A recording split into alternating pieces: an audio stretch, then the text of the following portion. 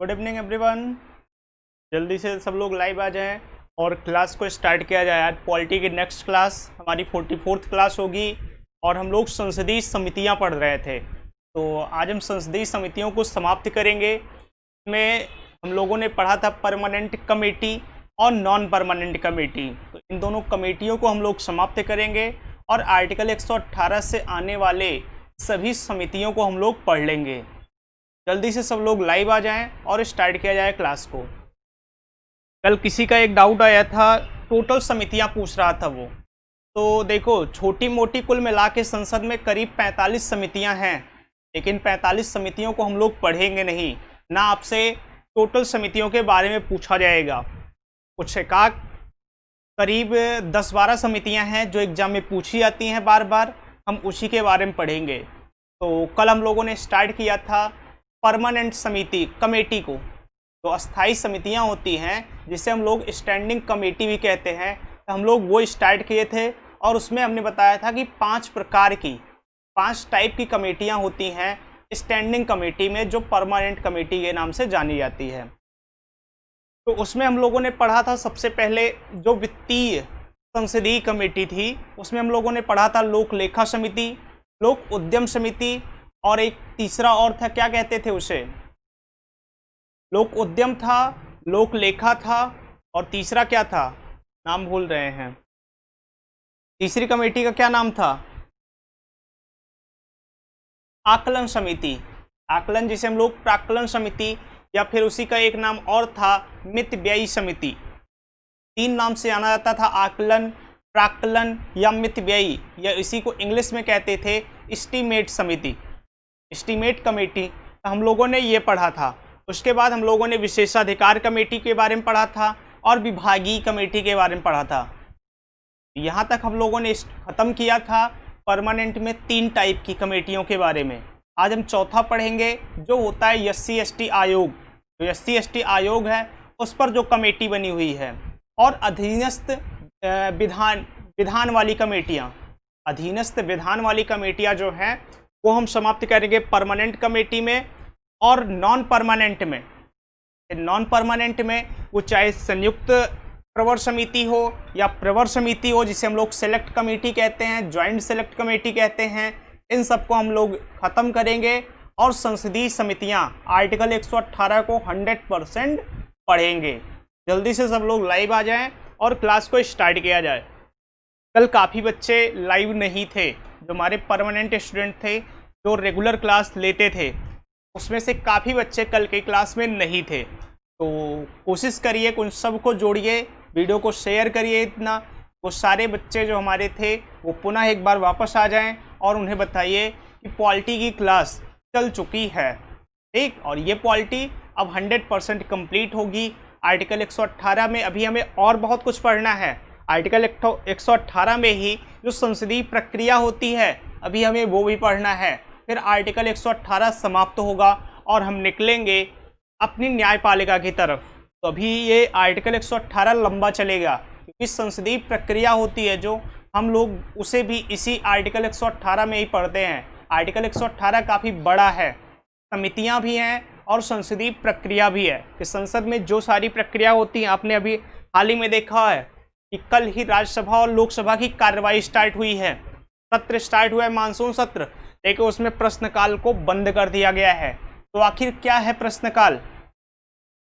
किस ताकत को यूज करके सरकार ने प्रश्नकाल को बंद किया है? शून्यकाल क्या है? सारी विधेयक कैसे आते हैं, किस प्रकार से पास होते हैं, इन सब को डिस्कस करेंगे इसी आर्टिकल 118 में जो संसदीय प्रक्रिया में होगा। तो चलिए अगला हेडिंग डालिए, जहां तक हम लोगों ने कल की क्लास को रोका था, और वो था अनुसूचित तथा अनुसूचित जनजाति पर समिति, कमेटी ऑन SC/ST। देखिएगा, अगली समिति हम लोग परमानेंट पढ़ रहे थे, अभी हम लोग परमानेंट ही हैं।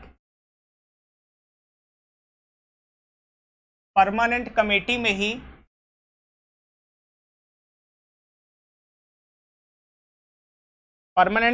में ही हम लोग पढ़ रहे थे किसके बारे में?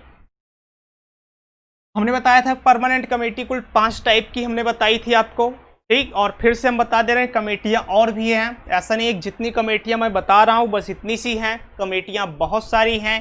करीब 45 कमेटियां हैं लोकसभा और राज्यसभा मिलाकर पूरे संसद में। तो हम लोग यहाँ पर अगली कमेटी को हेडिंग डालिएगा, जो आपकी चौथी कमेटी होगी परमानेंट में, चौथा टाइप होगा, और उसे कहते हैं committee on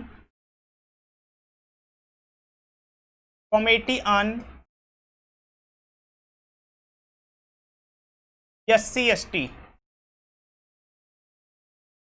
committee on SC/ST मतलब SC/ST पर जो समिति बनी हुई है, SC/ST आयोग है, आप सबको पता है। तो जिसे पता हो वो एक क्वेश्चन का जवाब दें कि SC/ST आयोग कब गठन हुआ था, SC आयोग का गठन कब हुआ था, ST आयोग का गठन कब हुआ था। बार बार इनके प्रेसिडेंट का नाम पूछा जाता है, वर्तमान में SC आयोग के अध्यक्ष कौन हैं, ST आयोग के अध्यक्ष कौन हैं, ऐसे सारे क्वेश्चन आपके एग्जाम में पूछे जाते हैं, तो आप लोग जवाब दीजिए। अब देखो इसमें पूछा जाता है टोटल मेंबर कितने हैं, आपसे क्वेश्चन डायरेक्टली यही पूछा जाता है, टोटल मेंबर मतलब कुल सदस्य। बेसिकली आपसे यही पूछा जाता है कुल सदस्य कितने हैं, टोटल मेंबर, कुल सदस्यों की संख्या पूछी जाती है। तो यदि कुल सदस्य पूछे गए तो आप वही फिर करोगे क्या, लोकसभा और राज्यसभा में दोनों में अलग अलग हैं सदस्य। यदि लोकसभा की बात करें, यदि हम किसकी बात करें, लोकसभा की बात करें, तो लोकसभा में सदस्यों की संख्या है 30, और यदि हम राज्यसभा की बात करें तो राज्यसभा में सदस्यों की संख्या है 20। राज्यसभा में सदस्यों की संख्या कितनी है, 20 है। ठीक, एक मिनट, रॉन्ग है, टोटल ही 30 होते हैं, टोटल सदस्य होते हैं 30 टोटल मेंबर। ठीक, में से लोकसभा में होते हैं 20 और राज्यसभा में होते हैं 10, ये करेक्ट होगा। ठीक, आपसे ये बहुत बेसिक सा क्वेश्चन ज्यादातर यही पूछा गया है। SC/ST जो समिति है, तो SC/ST आयोग पर बनी हुई समिति है, संसदीय समिति है, उसमें लोकसभा में कुल कितने सदस्य हैं, तो भैया लोकसभा में कुल 20 सदस्य हैं, और राज्यसभा में कितने सदस्य हैं, तो 10 सदस्य हैं। लेकिन यदि पूछा गया पूरे संसद में कुल कितने सदस्य हैं, तो कुल सदस्यों की संख्या कितनी है, 30 है, 30 सदस्य हैं कुल मिलाकर। ठीक, अब एक बात हो गया, दूसरी बात हो गई कि इसके कार्य क्या है, इसका कार्य क्या है, तो कार्य लिखिएगा, अगर वो कार्यकाल भी लिख लीजिए, कार्यकाल कितना होता है, 1 वर्ष, इनका कार्यकाल कितना होता है, तो कार्यकाल इनका भी होता है 1 वर्ष। ठीक, अगला कार्य, अगली हेडिंग आपकी होगी इनका कार्य क्या है, तो कार्य आप लिखोगे, लिखिए SC तथा ST आयोग की वार्षिक रिपोर्ट का, वार्षिक रिपोर्ट की जांच करना है, जांच करना, यही इसका कार्य होता है। SC/ST आयोग की जो वार्षिक रिपोर्ट होती है उसकी जांच कौन करता है, जो कमेटी बनाई गई SC/ST से संबंधित जो कमेटी बनाई गई है उसका कार्य ही यही क्या है कि जो हमारी SC और ST आयोग है ये अपना क्या करेगा, एनुअल अपना रिपोर्ट सौंपेगा, एनुअल रिपोर्ट इसकी बनती है ना, तो उस रिपोर्ट की जांच कौन करता है, एक कमेटी बनाई गई है जिसे लोग कहते हैं कमेटी ऑन SC/ST, मतलब अनुसूचित जाति और अनुसूचित जनजाति पर बनी हुई कमेटी, क्योंकि ये क्या है, परमानेंट कमेटी है। क्लियर है यहां तक बात।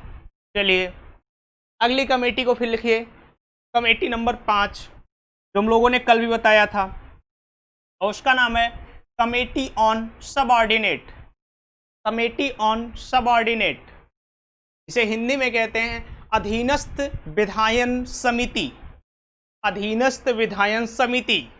परमानेंट कमेटी में ही अब लास्ट आपका होगा अधीनस्थ, लास्ट कमेटी आप लिखिए अधीनस्थ अधीनस्थ विधायन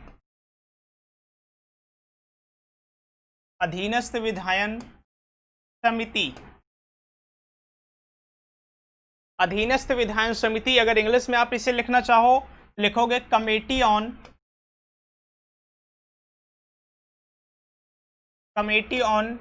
सबऑर्डिनेट, यही कहते हैं कमेटी ऑन सबऑर्डिनेट। ठीक, चलिए ये 5वीं कमेटी है, ये चौथी नहीं है 5वीं है।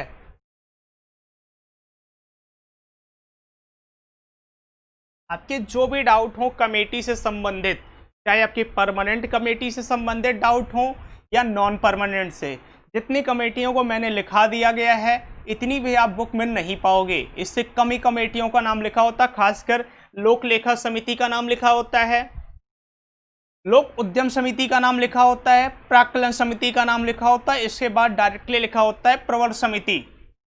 तो हम संयुक्त प्रवर समिति और प्रवर समिति दोनों के बारे में बात करेंगे, दोनों कार्य क्या करती है और इसका कार्य क्या है, किसका, अधीनस्थ विधायन समिति का। चलिए लिखिए, पहले काम करिए वही कुल सदस्य लिखिए।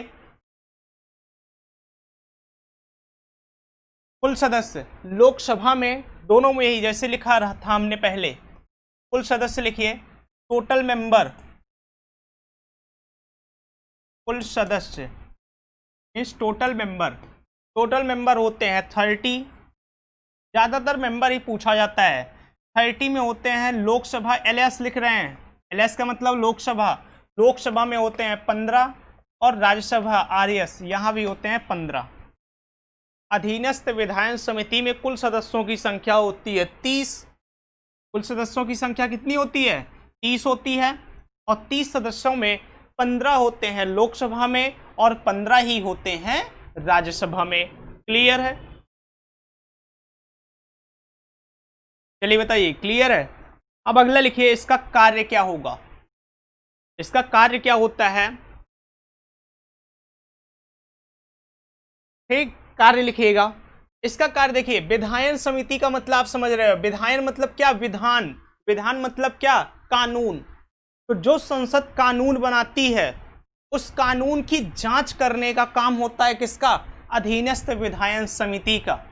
ऐसा नहीं है कि जैसे संसद ने कोई कानून बनाया, तो आप सबको पता है कि विधायिका ने यदि कोई कानून बनाया है, कार्यपालिका मतलब हमारी संसद ने अगर उस कानून को लागू किया है, ठीक, अगर संसद ने कोई कानून बनाया है, कार्यपालिका ने कोई कानून बनाया है, लागू किया है, तो ये तो बात निश्चित है कि आप न्यायालय जा सकते हो। लेकिन न्यायालय जाने से पहले संसद में ही एक समिति होती है, जिस समिति का नाम है अधीनस्थ विधायन समिति। ये समिति भी जांच कर सकती है उस कानून की, ये भी जांच करती है, तो वही एक समिति है। तो इनका कार्य लिखिएगा, टू एग्जामिन मतलब कि देखिए अधीनस्थ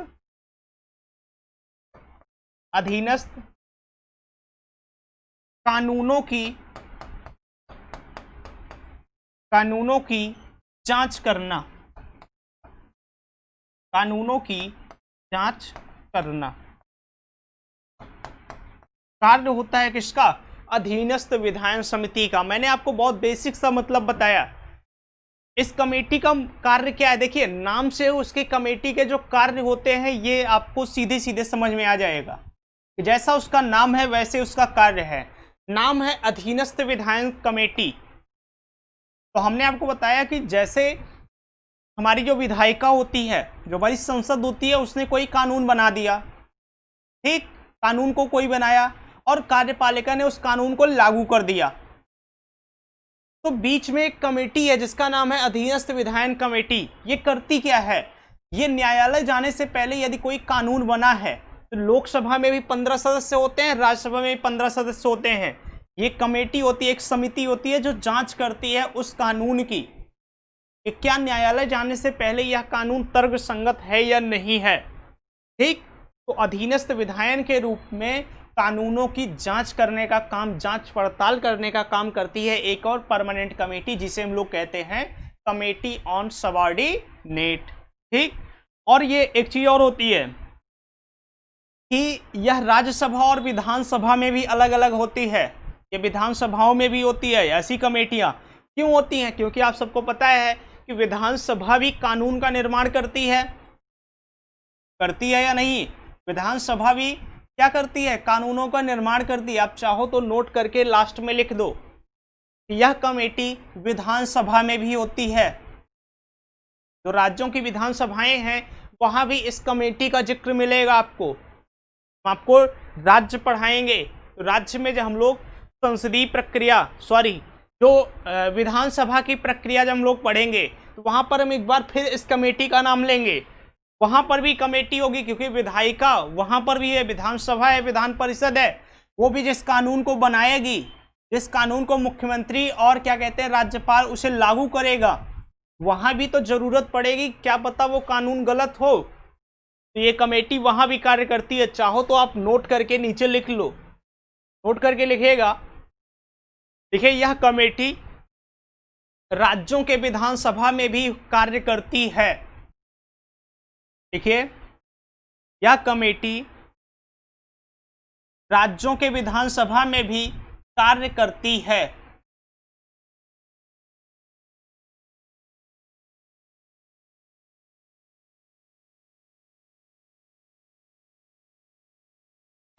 चलिए अगला लिखिए अब non permanent committee. Permanent committee यही खत्म है, जो स्टैंडिंग कमेटी है वो हमारी खत्म है यहीं पर। अब हम लोग लिखेंगे नॉन परमानेंट कमेटी, जिसे हम लोग कहते थे तदर्थ कमेटी या फिर उसी को कहते थे एडॉक कमेटी। जो संविदा का मुद्दा भी बहुत ज्यादा है पूरे इंडिया में, तो नॉन परमानेंट कमेटी यहाँ भी होती है, संसद में भी है। देखो संविदा का जो पहले मतलब था, एक बात जान लो आप, जैसे पीसीएस होता है, यूपीएससी है, आईएएस होता है, तो वहां पर लोग संविदा पर रखे जाते हैं। वहां पर भी संविदा होता है लेकिन मैक्सिमम 2 साल का होता है। लेकिन उसे संविदा ना कह के इंग्लिश में तो नाम कुछ और कहा जाता है, हिंदी में कहा जाता है, उसे ट्रेनिंग पीरियड पे रखा जाता है। तो एक मायने में देखो तो ये बहुत अच्छा होता है, क्योंकि यदि उस दौरान आपने कोई गलती भी की है तो आपकी गलतियों को नज़रअंदाज किया जाता है। आपको ये माना जाता है कि अभी आप मैच्योर नहीं हो, अभी आप ट्रेनिंग पीरियड में हो। जैसे ही आपने देखा होगा कि खासकर पीसीएस होते हैं, यूपी पीसीएस है, ये बात अलग है, हर स्टेट में वो कंडीशन बदलती रहती है। सारे राज्यों में अपना अलग अलग प्रावधान है जो ट्रेनिंग पीरियड पे रखते हैं। खासकर देखिए जो पीसीएस होते हैं वो 2 साल तक ट्रेनिंग पीरियड पे रहते हैं। सरकार उस टाइम पर उन्हें नौकरी से निकाल भी सकती है, उनके कार्यों को एग्जामिन करती है। अब उस दौरान ये होता है कि जैसे मान लीजिए कि कोई उस दौरान कोई व्यक्ति घूस लेते हुए पकड़ा गया तो सरकार 100% उसे नौकरी से बर्खास्त कर सकती है। तो तमाम फायदे भी उसके हैं, लेकिन अपने यहाँ जो एडॉक वाली बात आ रही है में तो बड़ी दिक्कत है। 5 साल की बात हो रही है और सबसे बड़ी चीज़ जो एग्ज़ाम होगा 60% आपको नंबर चाहिए। ये सब चीज़ें तो गलत हैं, सही बात है, बट ऐसा कोई प्रस्ताव भी पारित नहीं हुआ है। तो आप लोग बिल्कुल भी पैनिक ना हो, परेशान ना हो, अपनी पढ़ाई को आप ब्रेक मत करिए इस चक्कर में कि आगे क्या होगा। जो होगा देखा जाएगा, फ्यूचर किसी ने नहीं देखा है, ना हमने देखा है ना आपने देखा है।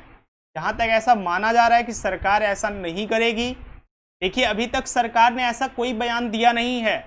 एक संस्था है उसने सरकार को ये सुझाव दिया है कि ऐसा किया जाए, भी सरकार ने इसके बारे में कुछ नहीं बोला है, ना राज्य सरकार ने, न किसी मंत्री ने, ना किसी सचिव ने।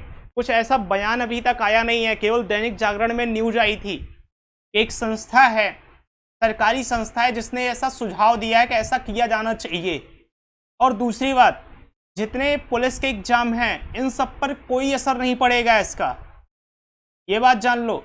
जितने यूपीपी है, यूपीएसआई है, इन सब पर कोई असर नहीं पड़ेगा, ना शिक्षक भर्ती पर असर पड़ेगा। ये असर पड़ेगा भी तो केवल बी ग्रेड और सी ग्रेड जो यूपी SSSC वैकेंसी जारी करती है, केवल उस पर असर पड़ेगा। जैसे लेखपाल हुआ, वीडियो हुआ, इन सब वैकेंसी पर असर पड़ेगा। तो इस बात को जान लो, जितने परिषदीय हैं, जितने विभागीय हैं, उन सब पर कोई असर नहीं पड़ेगा, ना कांस्टेबल पर कोई असर पड़ेगा, ना एसआई वैकेंसी पर।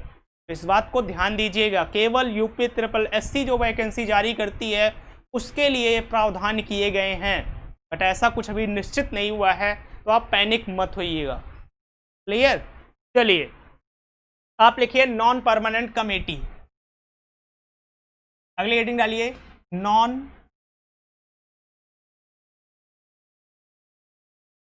परमानेंट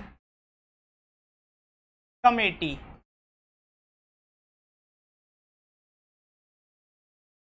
ठीक, या इसी को हमने कहा क्या कहते हैं, एडॉक, या फिर हिंदी में कहते हैं इसे तदर्थ कमेटी, तदर्थ समिति कहते हैं, तदर्थ समिति। आप कई बार या किताबों में आप लूसन की किताब लेंगे तो वहां पर तदर्थ कमेटी ही लिखा है, तदर्थ समिति ही लिखा है, ना तो आप वहां पर परमानेंट कमेटी, नॉन परमानेंट पाएंगे, ना तो एडॉक पाएंगे, वहां पर सीधे लिखा होता है तदर्थ कमेटी। ठीक, और हमने बताया था कि इसके भी दो भाग हैं। सबसे पहले लिखिएगा, सबसे पहले लिखिए प्रवर समिति, सबसे पहले लिखिएगा प्रवर समिति।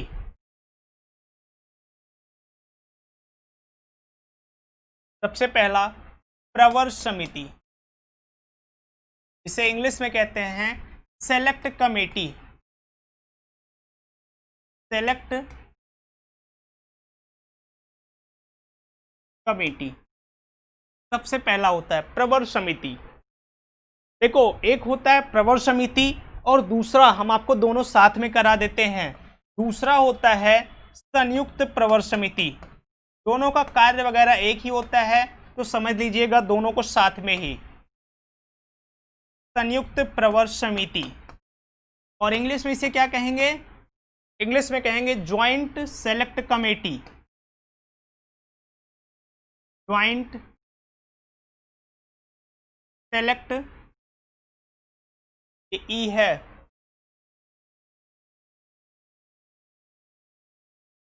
Joint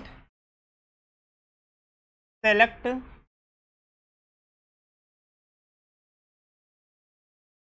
committee. ठीक, एक होती है प्रवर समिति और दूसरी होती है संयुक्त प्रवर समिति। ठीक, अब देखो बहुत बेसिक से बात है, इसमें कुछ चीजें होती हैं। पहली बात तो ये होता है कि यह समिति लोकसभा में अलग होती है और राज्यसभा में अलग होती है। अभी तक आपने क्या देखा था कि संसद में एक समिति होती थी जिसमें कुछ सदस्य राज्यसभा के होते थे और कुछ सदस्य लोकसभा में होते थे, लेकिन ऐसा यहाँ नहीं होता है।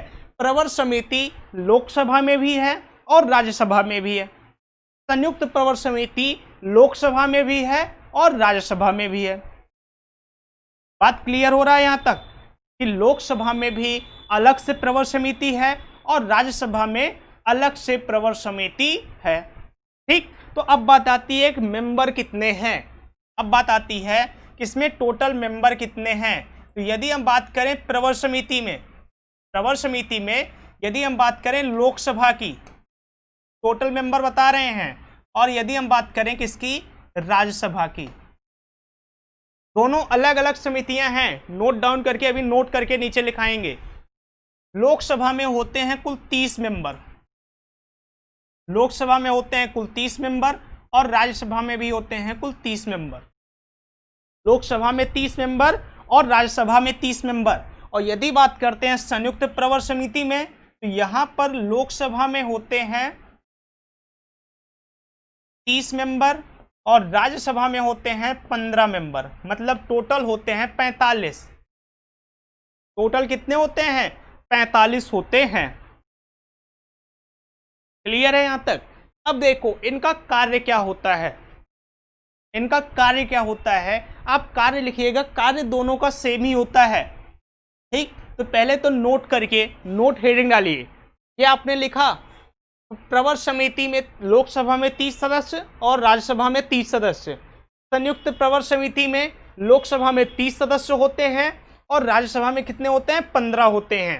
यहां तक आपने लिखा होगा। फिर आप लिखिए नोट, विशेष करके लिखिए, नोट लिखिएगा। हम इसे इरेज कर रहे हैं, हम इसे इरेज कर रहे हैं और नोट करके पहला पॉइंट लिखिए। फिर उसी में हम कार्य लिखा देंगे आपको। कार्य के बाद आपको कुछ बताएंगे कि कार्य कैसे करती है। देखिए, नोट करके पहला पॉइंट लिखिएगा, नोट करके पहला पॉइंट लिखिए। देखिए, यह समिति यह समिति लोकसभा तथा राज्यसभा, लोकसभा तथा राज्यसभा में अलग अलग होती है, अलग अलग होती है। पहला पॉइंट हुआ। दूसरा लिखिएगा कार्य। अब इसका कार्य क्या होता है, सबसे मोस्ट इंपॉर्टेंट है।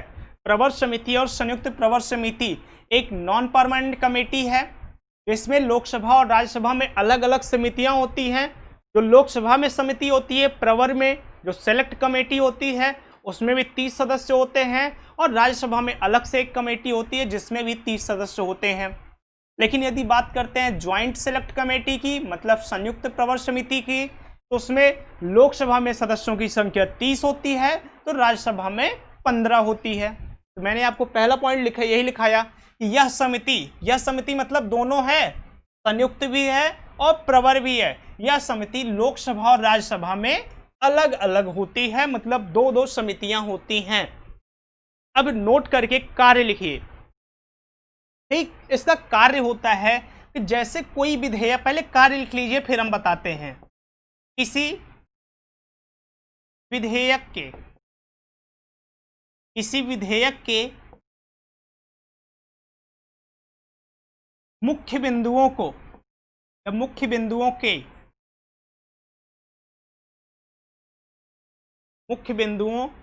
की जांच करना,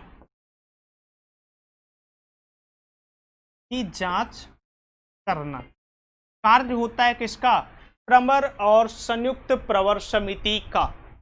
अब आपको समझ में आ रहा होगा कि किसी विधेयक, मैंने विधेयक का मतलब क्या होता है, इंग्लिश बिल होता है। इसका मतलब क्या होता है, बिल होता है, विधेयक होता है। मैंने आपको पढ़ाया था विधेयक पढ़ाया था जब हम राष्ट्रपति पढ़ा रहे थे, विधायी शक्तियां पढ़ा रहे थे, उसमें मैंने बिल के बारे में बताया था। तो जब संसद में कोई बिल पास होता है, जब पेश होता है, तो उस समय काम पड़ती है प्रवर समिति की और संयुक्त प्रवर समिति की। काम करती क्या है, उस विधेयक के जो मुख्य बिंदु होंगे, जो मेन पॉइंट होते हैं, उन पॉइंट्स की जांच करने का काम करती है कौन, संयुक्त कमेटी और प्रवर संयुक्त कमेटी। एक प्रवर कमेटी मतलब सेलेक्ट कमेटी और ज्वाइंट सेलेक्ट कमेटी, दो प्रकार की कमेटियां हुई। अब देखो जांच कैसे करती है, ये आपने लिखा, कार्य लिखा। अब एग्जाम्पल में हमको बताएंगे कि कैसे, कब गठन किया जाता है इस कमेटी का, क्योंकि ये नॉन परमानेंट है, निश्चित नहीं है, अस्थाई नहीं है, अस्थाई है। तो अस्थाई है तो ये किसी टाइम बनाई जाएगी, एनी टाइम बनाई जा सकती है, जब कोई भी विधेयक आएगा, कोई बिल आएगा। ठीक, तो देखिए, चलिए हम बनाते हैं एक कमेटी को। हम एक एग्जाम्पल लेते हैं कि कैसे हम प्रवर समिति और संयुक्त प्रवर समिति के कार्य को हम एक्सप्लेन कर सकते हैं। मान लीजिए एग्जाम्पल हम लिख रहे हैं, एक एग्जाम्पल ले रहे हैं, और एग्जाम्पल में ये है कि एक बिल आता है, संसद में एक बिल आता है। बिल मतलब क्या होगा, विधेयक होगा।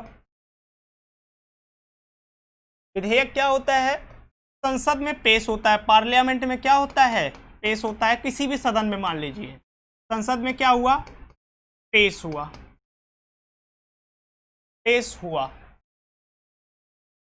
देखो, जब बिल कोई पेश होता है तो उसके 3 फेज होते हैं। अभी तो हम ये बिल बाद में पेश कराएंगे, बिल पास कराएंगे, लेकिन यहाँ पर बताना जरूरी है, क्योंकि प्रवर समिति और संयुक्त प्रवर समिति की जरूरत कहाँ पड़ती है, हमें आपको यही बताना है। तो संसद में एक बिल पेश हुआ, कोई भी बिल हुआ, आप मान लीजिए कोई भी बिल है, कुछ भी मान लीजिए, जैसे एक समान नागरिक संहिता, उसे ही मान लीजिए, तो वो संसद में क्या होता है, पेश होता है। जब संसद में पेश होगा तो इसके 3 स्टेप होते हैं। सबसे पहला स्टेप, दूसरा स्टेप और तीसरा स्टेप, 3 स्टेप होते हैं। पहला स्टेप क्या होगा कि प्रथम वाचन होगा, इसे कहते हैं प्रथम वाचन। अब प्रथम वाचन में होता क्या है, संसद को बताया जाता है, इंट्रोड्यूस किया जाता है, इंट्रोडक्शन दिया जाता है इस बिल के बारे में कि यह बिल क्या है, इस बिल से फायदे क्या होंगे, इस बिल से नुकसान क्या होगा। तो प्रथम वाचन को ही क्या कहते हैं, bill introduction of introduce of bill, विधेयक का इंट्रोडक्शन, इंट्रोड्यूस ऑफ बिल। समझ लीजिए आप किसी बिल को बना रहे हैं, तैयार कर रहे हैं, पारित करा रहे हैं। इंट्रोड्यूस ऑफ बिल, प्रथम वाचन को, जब पहला वाचन होता है उसे क्या कहते हैं? बिल का इंट्रोडक्शन करना, सबको बताना कि यह बिल है क्या, इस बिल की हमें जरूरत क्यों पड़ी, इसके फायदे क्या हैं, इसके नुकसान क्या हैं। सबसे पहली बात आपको तो यही बताई जाती है पूरे संसद को। जब ये कार्य पूरा हो जाता है तो फिर शुरू होता है द्वितीय वाचन, फिर शुरू होता है क्या? द्वितीय वाचन। ठीक, और जैसे ही द्वितीय वाचन स्टार्ट होगा, ठीक, द्वितीय वाचन में होता क्या है? द्वितीय वाचन में जो कार्य होता है उसे ही कहते हैं डिस्कशन। क्या कहते हैं? डिस्कशन कहते हैं। डिस्कशन मतलब क्या होगा? बहस होगी। फिर जैसे ही कोई बिल लेकर आते हैं अमित शाह जी आएंगे, बिल को सुनाएंगे कि ऐसा ऐसा गवर्नमेंट का प्लान है, और बिल सुनने के बाद जैसे ही बिल सुना के खत्म करेंगे तो कहने का मतलब है पहला स्टेप कंप्लीट हुआ। फिर दूसरे स्टेप में क्या होगा? जो द्वितीय वाचन होगा उसमें शुरू होता है फिर क्या? डिस्कशन शुरू होता है, बहस शुरू होती है, ऐसा होना चाहिए, ऐसा नहीं होना चाहिए। और जब बात डिस्कशन की आती है, डिस्कशन जब होता रहता है तो यही डिस्कशन पर ही जरूरत पड़ती है इस समिति का, इसका संयुक्त प्रवर समिति का और प्रवर समिति की। यहीं पर गठन किया जाता है इन दोनों समितियों का कि अब अगर डिस्कशन जरूरत से ज्यादा हो जाता है, विवाद हो जाता है, तो उसके जो मुख्य बिंदुओं की जांच होगा वो करेगी, ये दोनों समितियां करेंगी, ये दोनों कमेटियां क्या करेंगी? अब जांच पड़ताल करेंगी। अब वो देखेंगी कि इस बिल के क्या साइड इफेक्ट हैं, क्या इसके मेन पॉइंट हैं, क्या इसकी इंपॉर्टेंस है, क्या इसके फायदे हैं, क्या इसके नुकसान हैं, सब कुछ देखती है ये दो समितियां, जिसे कहते हैं सेलेक्ट कमेटी और ज्वाइंट सेलेक्ट कमेटी कहते हैं। बात यहां तक क्लियर है? तो अब यहां पर आप लिखिएगा, नीचे लिखिए, इसी के बाद लिखिए, द्वितीय वाचन में ही लिखिए, आप लिखिए, लिखिए, इसी के नीचे आप नोट करके, इसी के नीचे लाइन करके लिखिएगा। देखिए इसी स्टेप में, देखिए इसी स्टेप में, मतलब स्टेप मतलब प्रक्रिया में, कौन सी प्रक्रिया में? बहस वाली प्रक्रिया में। देखिए इसी प्रक्रिया में सेलेक्ट कमेटी मतलब प्रवर समिति, इसी प्रक्रिया में प्रवर समिति तथा संयुक्त प्रवर समिति का गठन किया जाता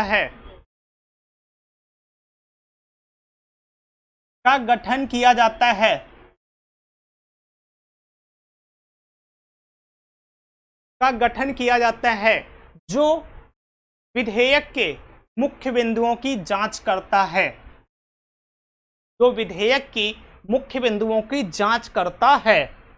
बात क्लियर है? यहां तक मैंने आपको क्या बताया कि संयुक्त प्रवर समिति या प्रवर समिति किसी बिल के मुख्य बिंदुओं की जांच करती है, और जांच कब करेगी? कि जब कोई बिल संसद में पेश होगा, संसद में पेश होने के बाद बिल का इंट्रोडक्शन दिया जाएगा, इंट्रोडक्शन देने के बाद दूसरे वाचन में जब उस पर डिस्कशन होगा और डिस्कशन ज़्यादा बढ़ जाएगा, विवाद की स्थिति आएगी, तब इन दोनों समितियों का कार्य होगा, समितियों का गठन किया जाएगा, और समितियां क्या करेंगी? इस बिल के जो मुख्य बिंदु हैं उन पर बात करेगी, देखेगी, जांच पड़ताल करेगी, और जैसे ही यह समिति अपनी रिपोर्ट सौंपती है तो फिर होता है तीसरा चरण, जिसे हम लोग कहते हैं तृतीय वाचन। और तृतीय वाचन में क्या होता है? तृतीय वाचन में आप सबको पता है क्या होगा?